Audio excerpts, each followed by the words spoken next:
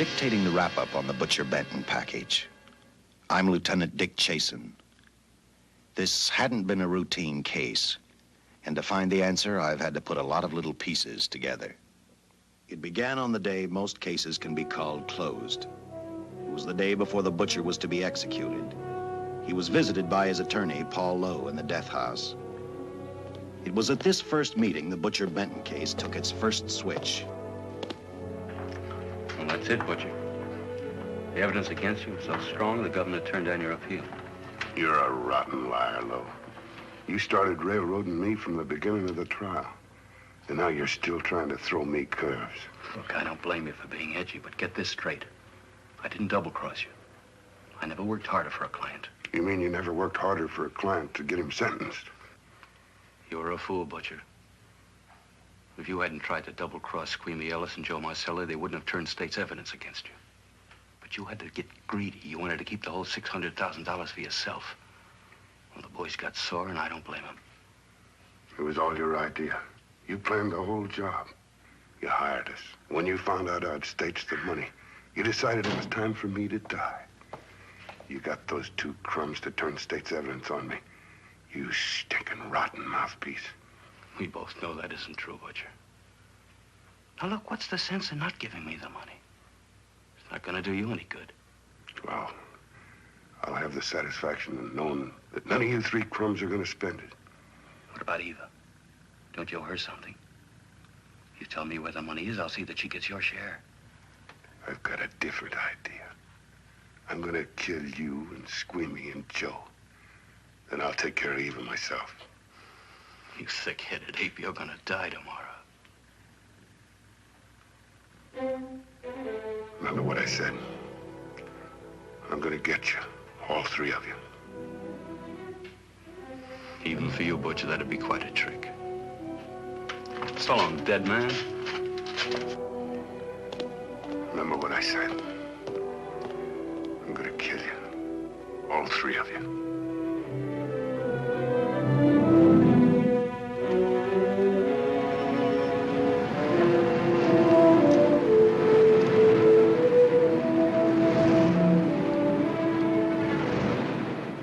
Back in Los Angeles, two men sat in a bar room listening to a newscaster tell his headline story. He played up big the butcher's threat to kill Paul Lowe, Squeamy Ellis, and Joe Marcelli for their having turned state's evidence against him. Squeamy Ellis didn't seem happy over the butcher's threat. Neither did Joe Marcelli. But they had figured, once a dead man, always a dead man. But this was one time everyone was in for a surprise, including the entire police department.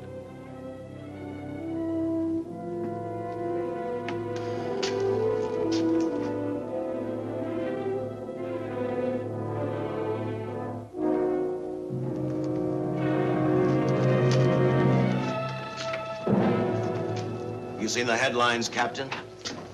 Teletype just came in from San Francisco. Butcher's execution is set for 5 o'clock this afternoon. And like the newspapers say, he still refuses to talk about that stolen money. Well, I still have hopes of coming up with something. That's what I dropped by for, Dick. With Butcher's execution, the department's marking it case closed. That means you'll be reassigned. I've spent a whole year trying to break this case. As far as I'm concerned, Butcher's death is just the beginning. Of course, I can't prove it, but I think that Paul Lowe was the top man. And even though I have to keep working on it while off duty, I'm going to get Lowe, Squeamy Ellis, and Joe Marcelli. Okay, Lieutenant. Officially, I've taken you off of the case. Unofficially, I wish you luck. Do me a favor. Keep me posted. Will do. Thanks, John. I headed for Eva Martin. She worked in a local burlesque house. I'm a cop, and my job is to ask questions and get answers. So I decided I might as well start again with her.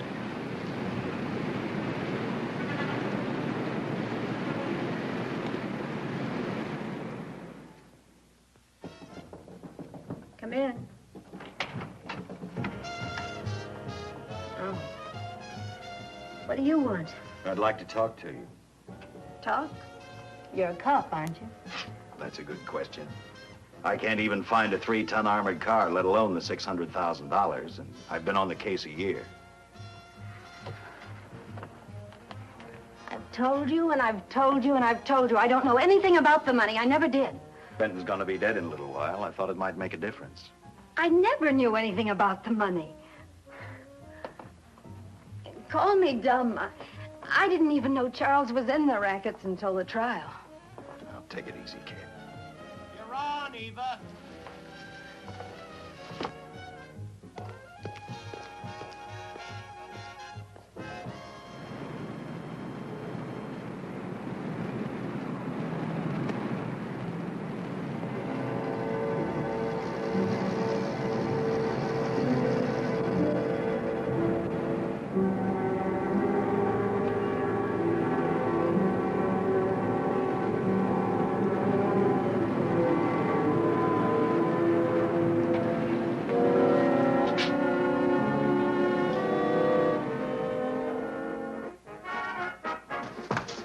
Honey, here's your wrap.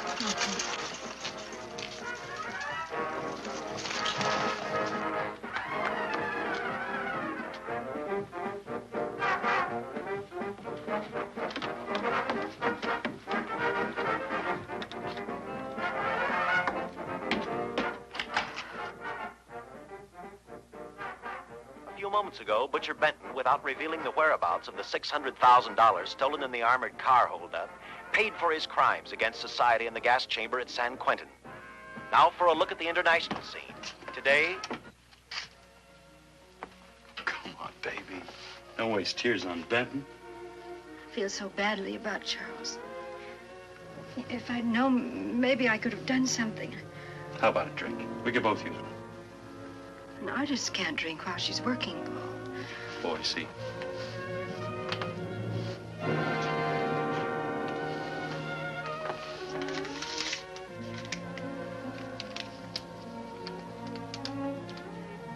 What's that? Well, now what's the matter? It's a message from Charles. He told me to open it if he died. Finale, Eva. All right. How about a steak after the show? No, thanks. Not tonight, Paul.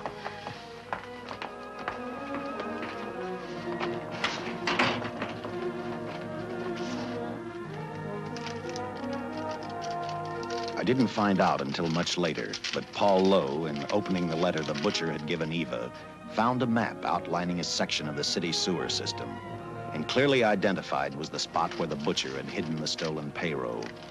He replaced it with a $50 bill. I guess he figured $50 to gain $600,000 was not a bad day's work.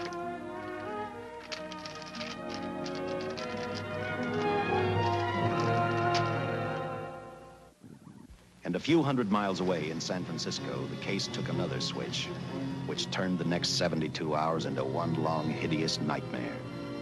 Dr. Bradshaw, a distinguished biochemist, was making preparations for a final experiment which he hoped would lead the way to a cure for cancer. He'd been successful with laboratory animals. The last step called for a human body. And Dr. Bradshaw's assistant quickly made a deal with a local mortuary and returned to the laboratory with the dead body of Butcher Benton.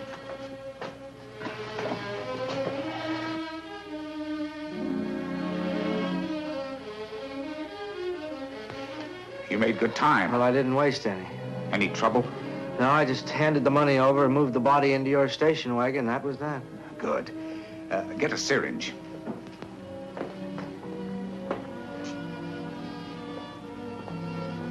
He's in good shape. Well, I hope so. We'll get other blood samples later. We'll run this one through fast. Right. Now wheel him into the machine and then raise him. Right.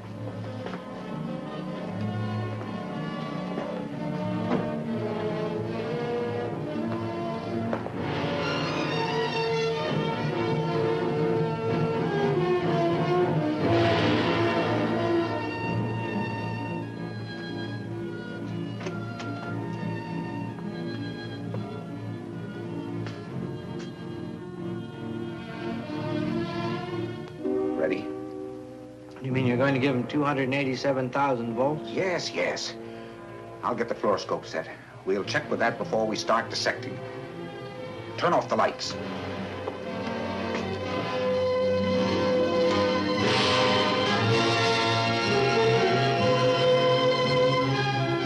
There you are, old boy. If you respond properly and my theory is sound, you'll be more famous dead than alive. Throw the switch.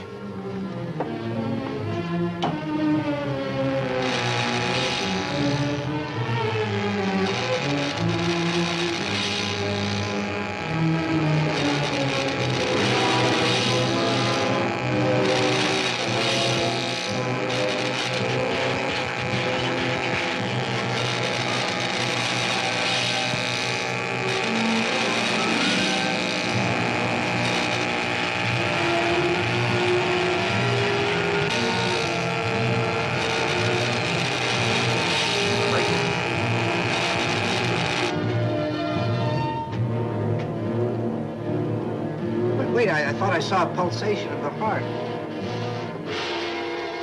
You're right. Dr. Bradshaw is beginning to breathe. You've brought this man back to life. No. The heart muscle has simply responded to a terrific electrical shock, that's all. Yes, but it does prove that the cells still function. Dr. Bradshaw, he is alive. A shock reaction, it can't last. His cells are multiplying now, if your theory is right. We could keep that reaction going longer. But it's worth a try. Get the body out.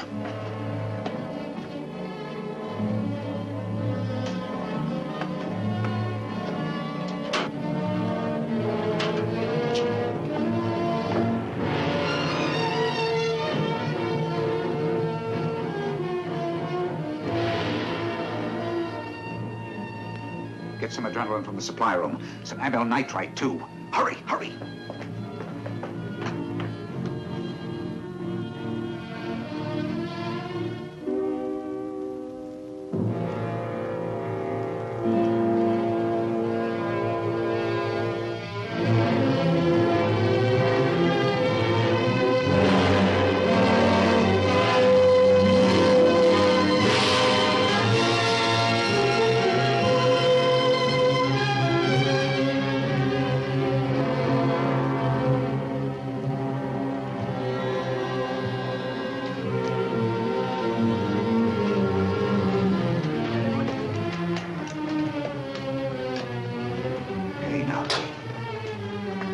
Mustn't move. Your heart can't stand the strain.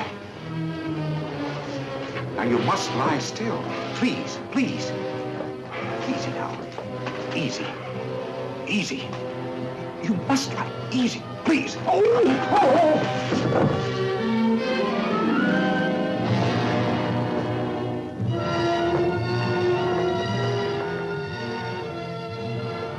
Dr. Bradshaw's experiment had given life back to the butcher. He tried to talk, but the electrical voltage had burned out his vocal cords. Yet it hadn't destroyed his brain. He knew who he was. He knew who he hated. As he stumbled about the room, I think he thought only about one: kill Lowe, Squeamy, and Joe Marcelli. And the butcher's regained life would last for only a few minutes. Therefore, instead of calling for help, the doctor decided... Easy, Benton. Just relax. The mission was carried out and you were declared dead. I tried an experiment on you and brought you back to life, although I didn't intend. Be quiet now. Careful. His reactions are violent. How do you explain this? Each cell must have multiplied 100 times, perhaps thousands. His strength is unbelievable. No, it's too late for the amyl nitrite. I want to get some blood samples, make some tests on him, find out what's happened. Get me a syringe.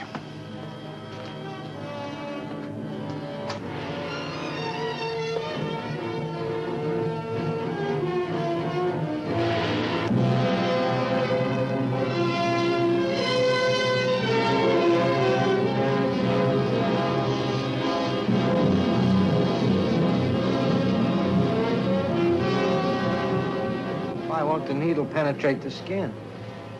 tissue must be nearly a solid mass of cells. How are we going to get the blood sample? Surgically, perhaps.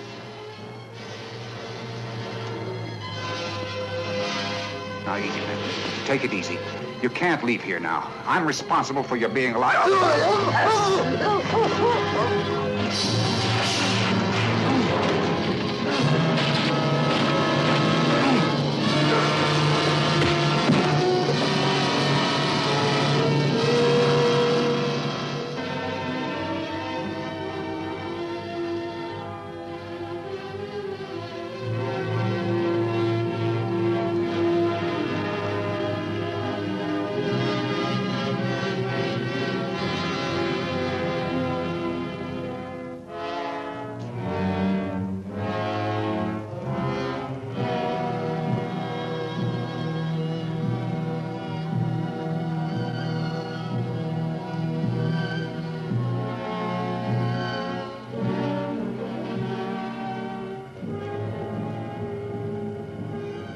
Towards the end of this case, Captain Lauder and I found out the doctor and his assistant had been murdered. But I'm getting ahead of my story. The butcher didn't know how he had been brought back from the dead, and he didn't care. All he knew, he was alive. Then this monster-made man started thinking about Los Angeles.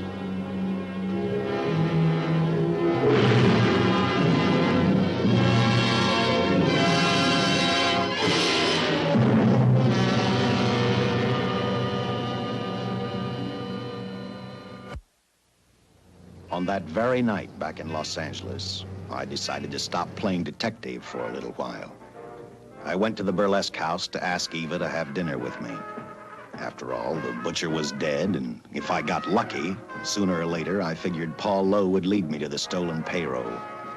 In a way, that possibility made me even feel better. It's not fair to watch the show from backstage. Next time, I'll pay admission. I take it by that remark you like my routine. Yeah, you're pretty good. What I can't figure out, though, is why you stay in a place like this. It shouldn't be hard for someone like you to get a job in a class spot.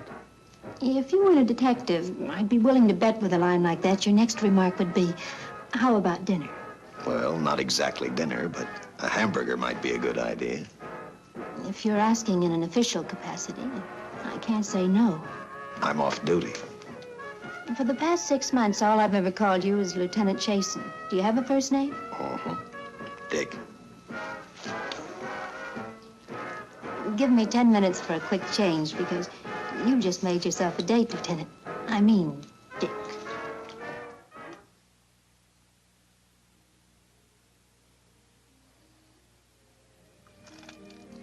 Know something, Dick? I haven't had hamburger in the front seat of an automobile with a guy in a lot of years. Well, from now on, we'll do it more often. It's funny. I always figured a policeman wasn't really a human being. I mean, unless he was arresting someone or trying to solve a case, he was unhappy. Shows you how wrong you are. In fact, everyone on the force gets fed up occasionally with the job they do. Maybe we're more human than anyone else. We see so much trouble, we get to hate the work. But as long as the world's filled with people, there'll have to be men who enforce the laws. What made you join the department? Now who's making with the questions? No, honest, I'd like to know. Well, it's really a very short story. When I got out of the Air Corps, I knocked around for a while. Then I went to work for an oil company. One day, I went back to college on the GI Bill. Just before graduation, I noticed all about the police department exams. It seemed a pretty good thing to do with your life, so I took the exams, passed, then went on from there. If I ask one more question, will you give me a straight answer? Try me. Am I still part of the Charles Benton investigation? I mean, right now. I don't think so. As far as the department's concerned, when Benton was executed, the case was marked closed. But inside of me, that's not good enough. I don't follow you. Well, the $600,000 is still missing. And a fast-talking underworld lawyer like Paul Lowe is walking around a free man. Someday, no matter how long it takes, I'll get him and the money. Until I do, the Benton case for me is not closed. I give you my word, Dick. Charles Benton never told me anything about the money. Oh, I've been sure of that for a long time. But how did you ever get mixed up with anyone like the butcher? His trouble ever started just happened. I had a roommate who used to date Benton all the time. One day she packed and left for Chicago. Benton carried a torch for her, and he used my shoulder to cry on. First thing I knew, we were having dinner together, and a few weeks later, I was labeled by the police as this #1 suspect and Benton's girl. But it was never like that. I made only one mistake. I felt sorry for him. You mean, until he was arrested for the robbery and the killing, you had no idea how he earned a living? I know this is going to sound crazy, but I only went out with Benton a couple of times. And all we ever talked about was Madge, my old roommate. The last time I saw him, he tried to get too friendly, and that's when I told him he had the wrong girl. But like I said, I'd already made my mistake. What about the burlesque house? How do you two fit together? You sound like a lot of other people. I left a small town a couple of years ago because I won a beauty contest, and the first prize was a screen test. After which, nothing happened? That's right. Only, it was pretty rough. And then one day I read an ad about girls wanted for a burlesque show. I auditioned and I got the job. You know something? It's like any other job. If you're looking for trouble, you can find it even in a schoolroom. Well, when the screen test didn't work out, though, why didn't you go on home? Well, first you have to have a home to go back to. My folks are dead, so Los Angeles was as good as any place else. I don't know about you, but I do 8 shows a day, and at this hour, I'm bushed. I know what you mean. Mind if I drive you home? No. And I'll tell you something else. I haven't minded anything about tonight. Not even the hamburger. I kept playing tag with Lowe. He made 4 telephone calls. 3 of them didn't interest me, but one did. The one to Joe Marcelli. I watched Joe head for his meeting with Lowe, and for some unknown reason, I began to get the feeling that this case was finally about to explode in my favor. You see what I mean? Well, look at that, will you? I seen him stagger on 2 legs, but he's doing it on 4. Shut up, you flea bag. Well, look who's calling names. At least I ain't a squealer, a stoolie. I warned you before. All right, Harry, that's enough. I'll take care of him. I want to talk to him. Okay, Mr. Lowe. With any future business you've got with this psycho, take care of it upstairs in your office. If you keep showing around here, sooner or later he's going to get slugged, cripple or no cripple. All right, shut up, Joe. Sit down.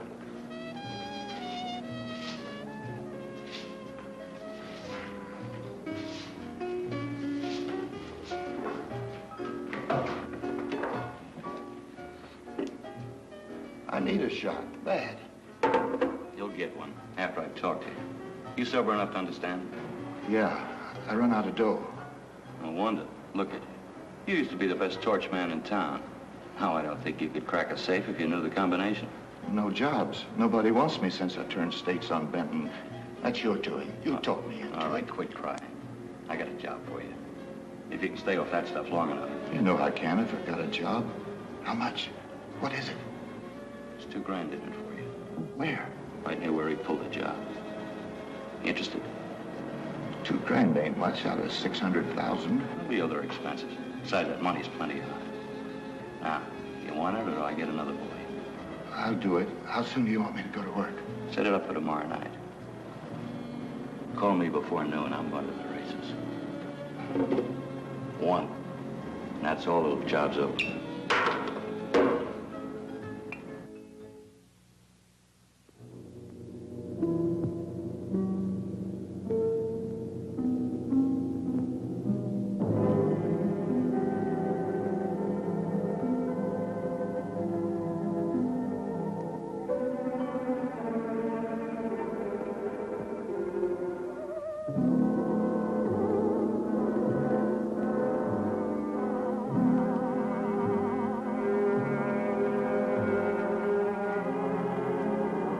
butcher was walking slowly toward Los Angeles.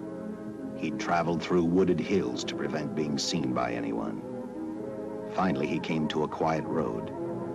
He stopped to get his bearings. And then he saw her. He saw something else. An automobile. For the butcher, that rang a bell. With a car, he knew by the next afternoon he'd be in Los Angeles in plenty of time to catch up with the 3 men who had double-crossed him.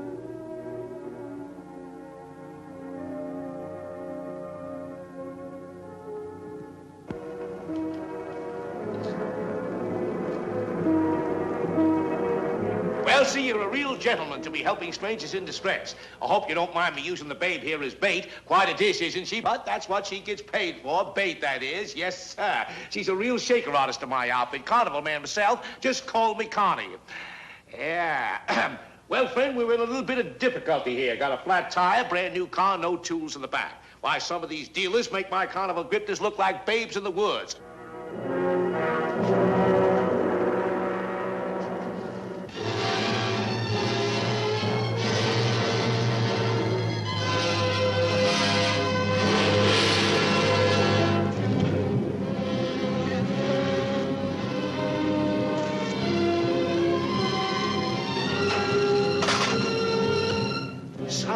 Holy. Say, who you with, friend? Let it down. Let it down. No matter who you with, friend, believe me, I can do better for both of us. I'll make a fortune for the both of us. Oh!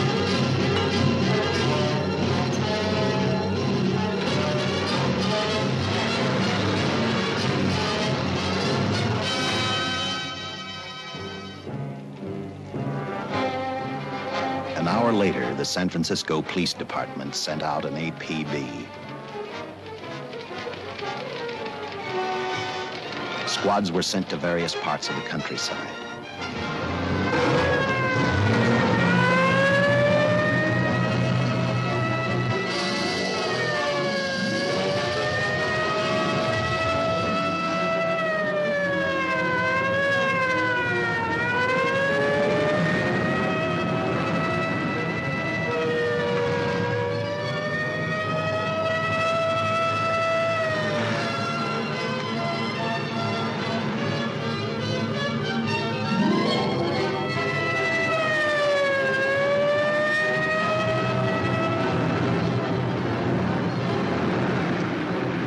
Roadblocks were thrown up to catch the cold-blooded killer the hysterical girl had described. Each squad kept reporting back to central headquarters, and each of their stories was the same. So far, none of them had spotted the car the killer was driving. Orders were given to shoot to kill, because from the girls' further accounts, they realized they were dealing with a maniac.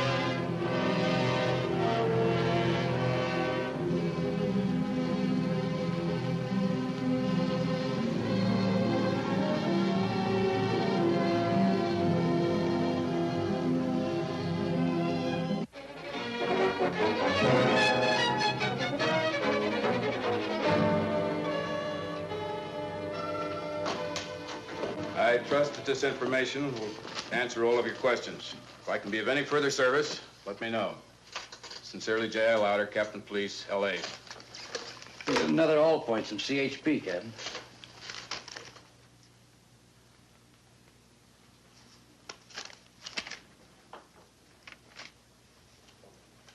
These reports sound like they come from a bunch of loonies.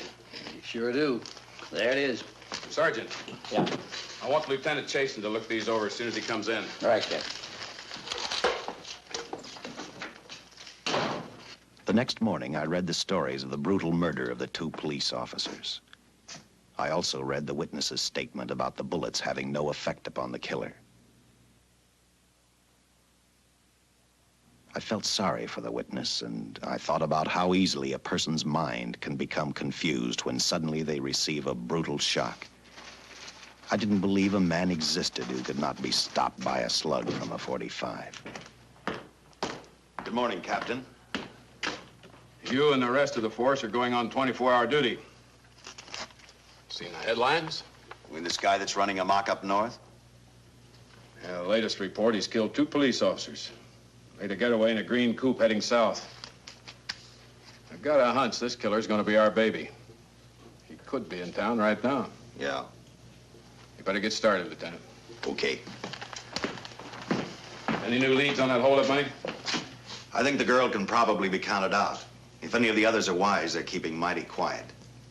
Let it ride for now. The whole force is gonna be on the spot until we catch this killer. Newspapers will have a field day.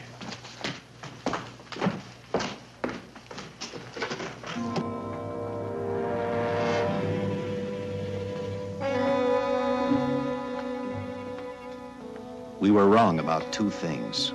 The killer was already in our city, and we didn't know he was Butcher Benton. He headed straight for Eva Martin. He went to her dressing room to get back the map he had left in the envelope with her. He wanted first to check his money, then catch up with Lowe and the others.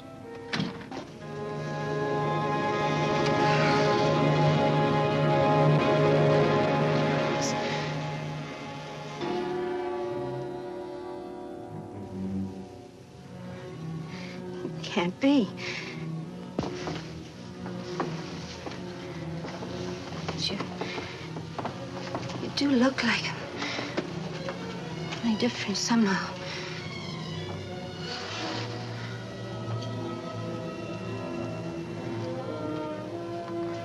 It is you. Why didn't somebody tell me? What's happened, Charles? Those look like bullet holes. Are they?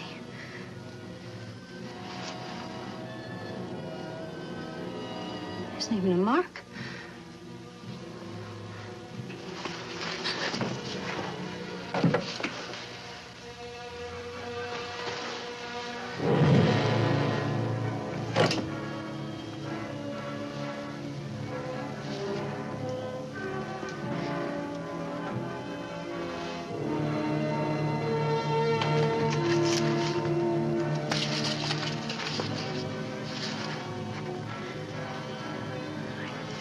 I opened it like you told me, and I found the $50.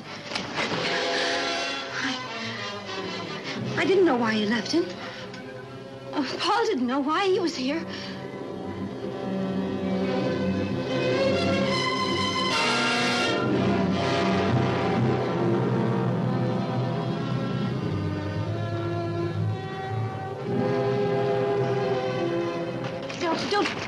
Don't think crazy. The name of Paul triggered his hate. He left her dressing room and started for Squeamy Ellis and Joe Marcelli's place. Because he knew, with them out of the way, Paul Lowe couldn't open the strongbox where the money was hidden. He thought of Squeamy and Joe first. He was saving Paul Lowe for last.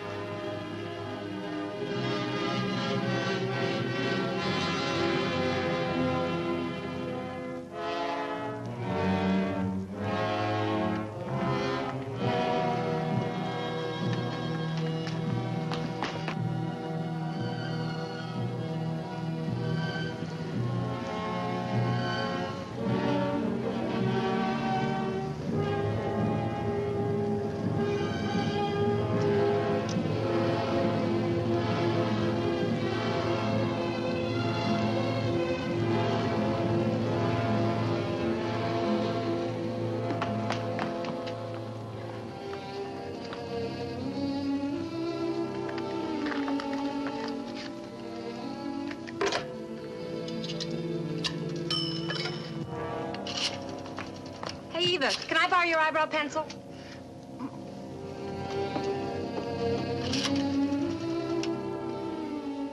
Operator, get me police headquarters. Lieutenant Chasen, please.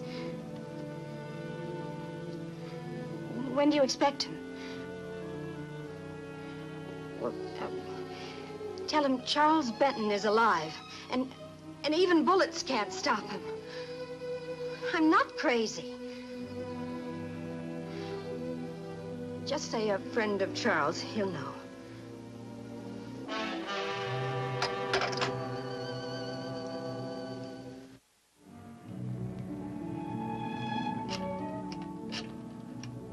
After leaving a message for me, Eva telephoned Squeamy Ellis. She tried to tell him the butcher was alive and on his way over to kill him. Squeamy didn't believe her, and in a way you couldn't blame him. Who in their right mind would believe a man had returned from the dead? What Squeamy actually believed was that the butcher, before his execution, had hired a killer to carry out his threat.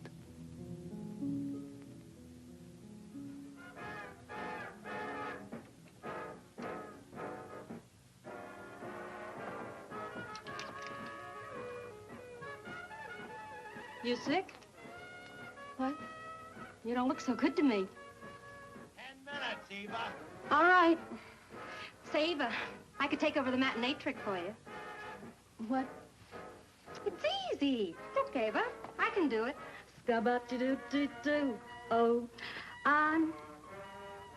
Francine, I just thought of something. Yeah?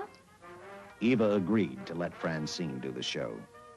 She hoped she'd be able to interrupt the butcher before he arrived at Squeamy's hotel. Or, failing that, at least be able to warn him to stay out of sight. You wanted me, Captain? Yeah, I just had a rundown on those fingerprints of the stolen car up north. We got nothing on the driver who was killed or the woman with him. Take a good look at these. There's something funny about these. Yeah. And the boys in the lab can't figure it out either. Those are the killers. They were found on the steering wheel. Looked like they'd been stamped in with a steel die. They sure do. These are Butcher Benton's. What? Well, they look the same to me. How do the lab boys explain that? They don't. Their best guess is a twin brother. An identical twin could have the same pattern of whorls with only slight variations. Ever hear of the butcher having a twin brother? No. Even if he did, it wouldn't explain these freak prints. You didn't pick up your message, Lieutenant. Some wacky dame calls you. And she says Charles Benton is alive, and bullets won't stop him. If we buy the twin theory... Who was she? Where'd she see him? Well, she wouldn't leave her name. Sounded kind of hysterical to me. Said she was a friend of the butcher's. Eva Martin. Get over at the Follies and see what that girl knows. Yeah. Some guys have all the luck. I never drew an assignment to the Follies.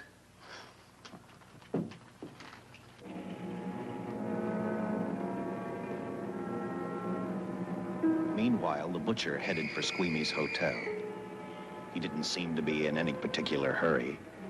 Actually, he seemed like any normal person, on his way to work or on his way home.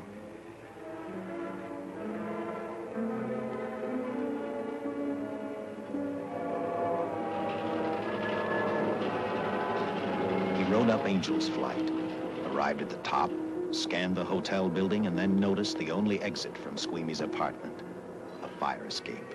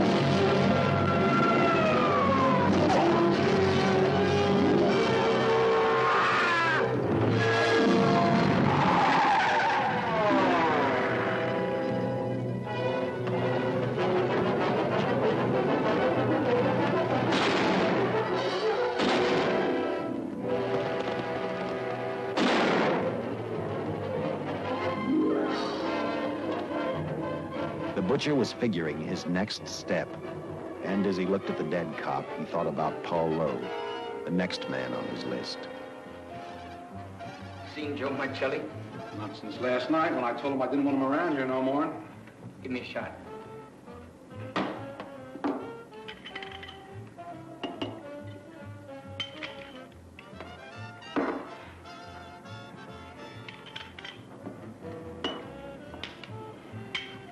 Look, I need help.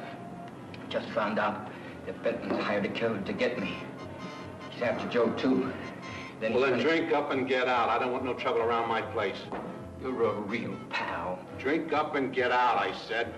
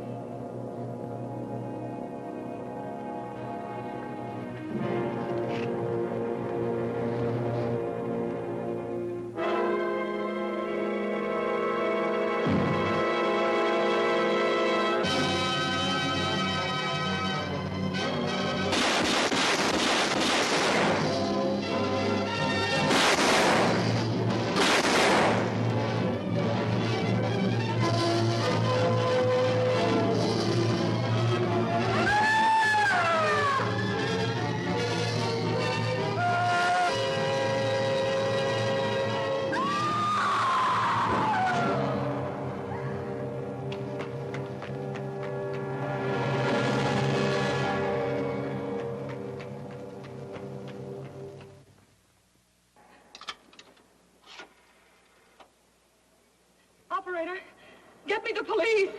Police! Yes!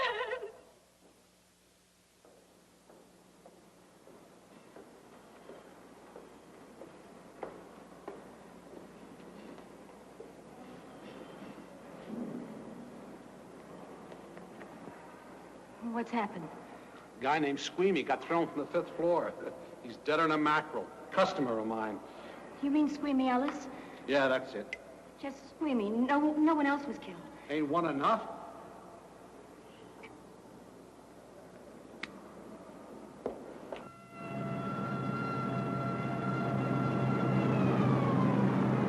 I tell you, the bullets never even phased him. He must have been wearing a bulletproof vest.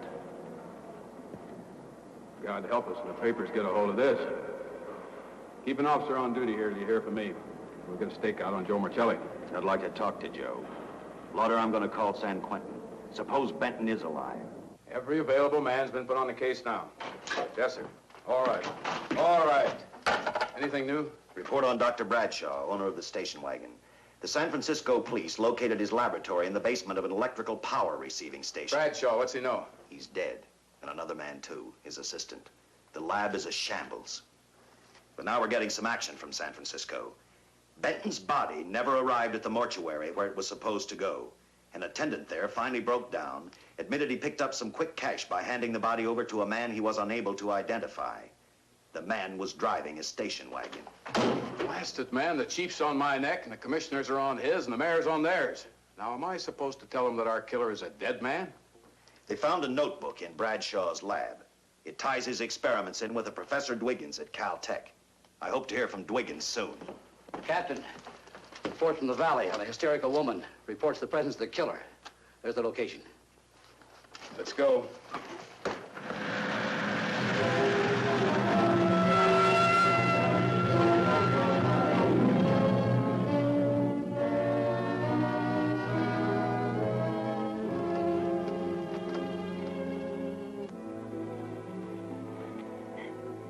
You and your boyfriend had a little fight, and he got out of the car to take a walk.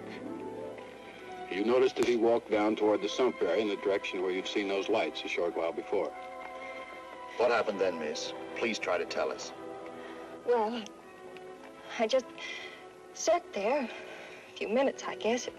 I was pretty mad. Then there was a loud crash, like heavy metal, sort of, from down here. I got out of the car to get a better look. I heard Jimmy cry out something. I couldn't make out the words. Then down here, in a patch of light, was Jimmy. And coming toward him was this man. Big man. Lifted Jimmy up over his head like he didn't weigh a thing. Jimmy screamed. Just once, before he broke Jimmy's back. I heard it snap that far away. Then I started running till I found this house. They let me use the phone. Thank you, mate. We'll see that you get home right now. O'Malley, see that the young lady gets home all right. Paul Lowe, while driving to his office, heard a radio commentator report the murder of Joe Marcelli. And what shocked him most was when the broadcast identified the killer as possibly being the butcher. Lowe headed straight for Eva Martin at the Burlesque Theater. Oh, you gave me a start, Mr. Lowe. What are you doing here? Where's Eva? Oh, I'm taking her place. I'm going to wear her costumes. What's it to you? I asked you, where's Eva? Hey, don't get physical. Well, watch your tone of voice, Buster. I told you. Little Eva isn't here. I could see that for myself. Where is she? She's at police headquarters. That's where she is. Yes, sir. No, sir. Captain Lauder's still with the mayor. The killer dropped out of sight. He was last seen in the Hollywood area. Yes, sir. We know he's dangerous. Every angle's being covered. Yes, sir. I'll tell him.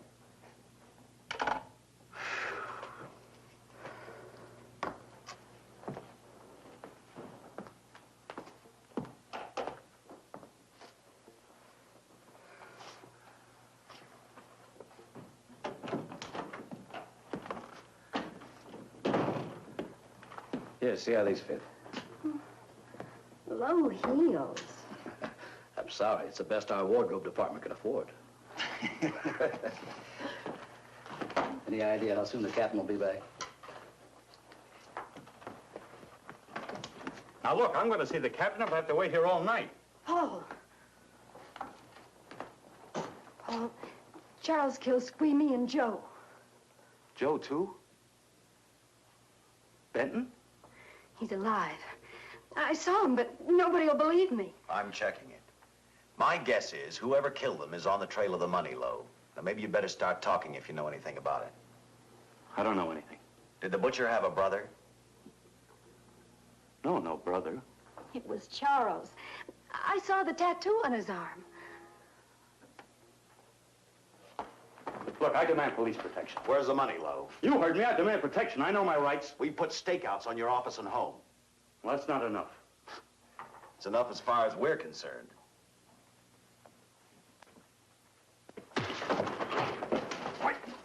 Now you gonna book me, Sergeant? Then throw away the key.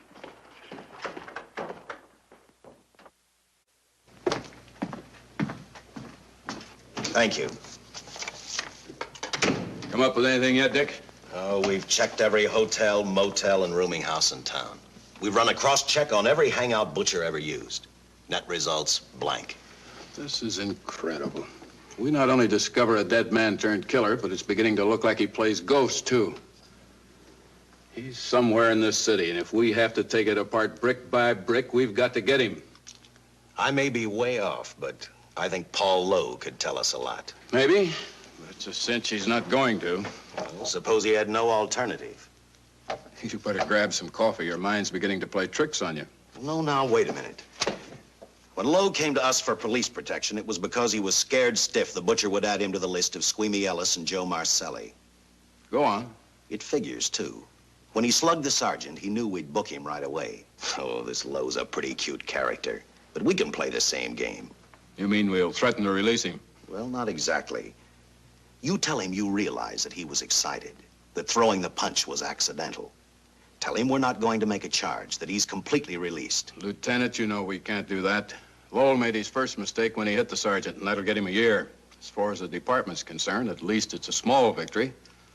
If my hunch is right, Lowe won't want to be on the streets with the Butcher looking for him. And he may talk, and talk a lot. Enough maybe for us to get rid of him permanently. Even lead us to the Butcher. If he's frightened enough, that might work. But if it doesn't... No, Dick, I'm not going to release him. I want him out of my way so bad I can taste it, but not bad enough to be responsible for getting him killed. The good thing about that, Captain, is the fact we know it, but Lowe doesn't. Let's give it a try. All right, Lowe. Come on out.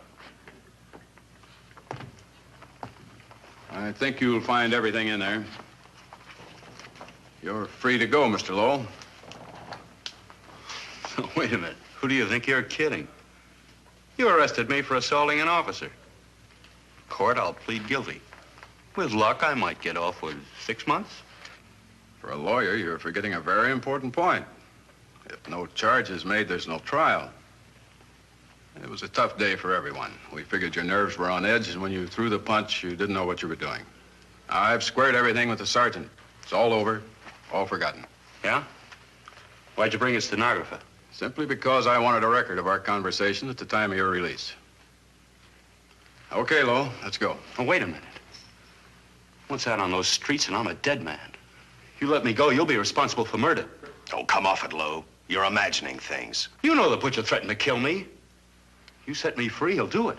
Well, that's just a risk we'll have to take. But the way I look at it, Mr. Lowell, you'll be okay. Look, Captain, I'll make a deal with you. You keep me here, and I'll tell you how to recover the money. Maybe even catch the Butcher. No deals, Lowell. You'd probably tell us anything just to stall for time. Come on, let's get out of here. Now, wait a minute. All right. I'll tell you the truth. Start taking this down. I, Paul Lowe, hired Butcher Benton, Squeamy Ellis, and Joe Marcelli to pull off the armored car holdup. And then Lowe continued with his confession. He told us about finding the map. He showed us the exact location of where the Butcher had hidden the stolen payroll. And he gave us a most important answer. The explanation as to how the Butcher was able to elude detection. His means of escape was the sewer system beneath our city.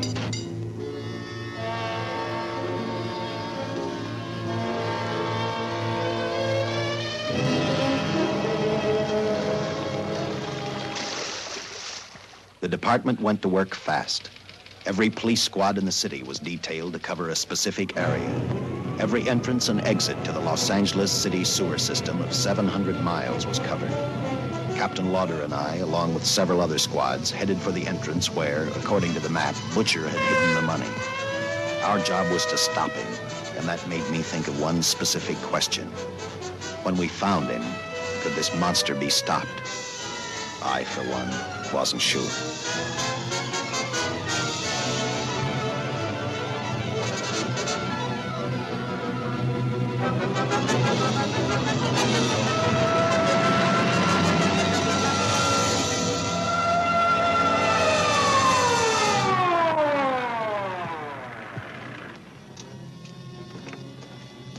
Everything all set, Lieutenant? City engineers mapped out each possible exit. The squad of officers are spotted at every point. If the butcher can be caught, now's the time. Well, after I talked to Caltech, I called on the fire department for a little help. The professors thought a flamethrower might stop him. Flamethrower? I suppose their boys have had a chance to join our squads by now. I see we have one with us here. Have you thought about what'll happen if this doesn't work? No. I've been praying too hard that it will work.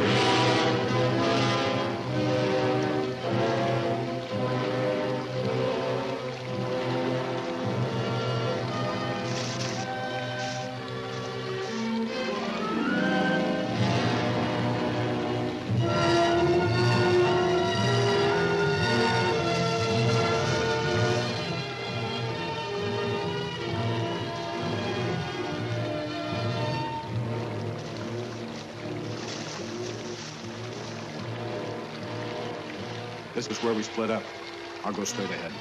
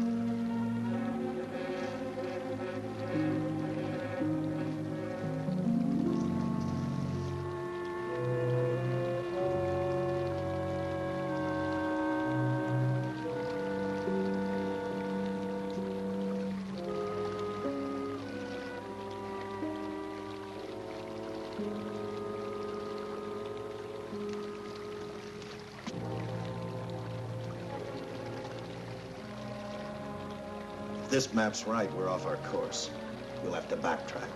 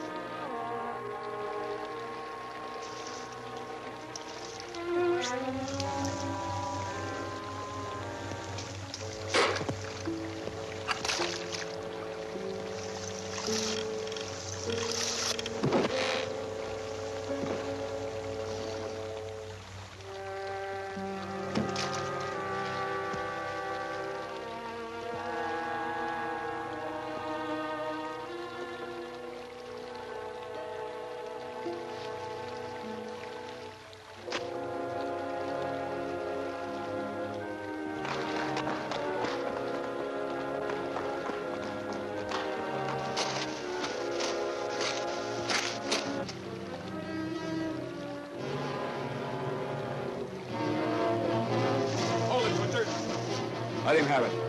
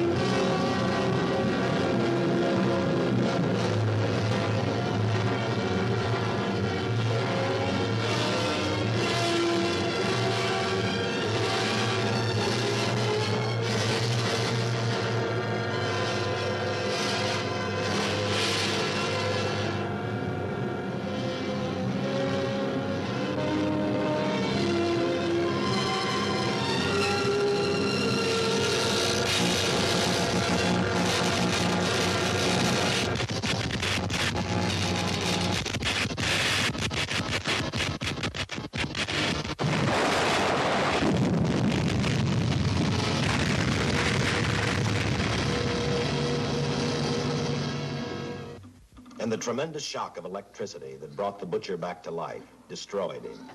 The $600,000 stolen in the armored truck robbery has been recovered. Case closed. Well, here are the scientist's comments for your records. I had to fill in a few spots with my own guesses, but I guess that's about the size of it. Did you get any sleep? Oh, some. Not much. How's the girl today? Well, I called the hospital about an hour ago. She'd gone. Gone? Where? Well, she told him she was a working girl and that she'd been away from the job too long already. Quite a girl. Yeah. Say, how about that time off I've got coming? 48 hours, beginning right now. Get some rest, Dick.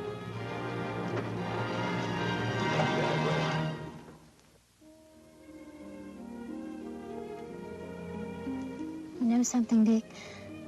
The past 72 hours seem like a bad dream.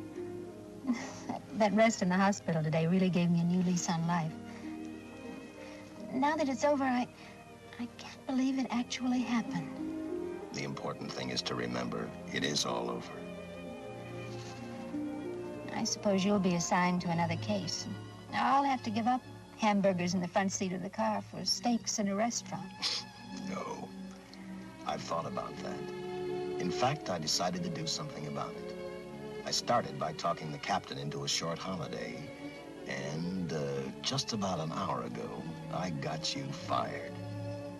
What? What did you do that for? I figured that being my wife would take up all of your time. Even if I wanted to say no, I couldn't. You're not supposed to say no to a detective. I figured that, too.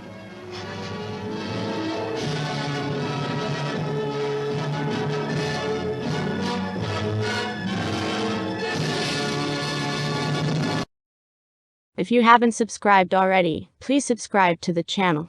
Also, like and share this video.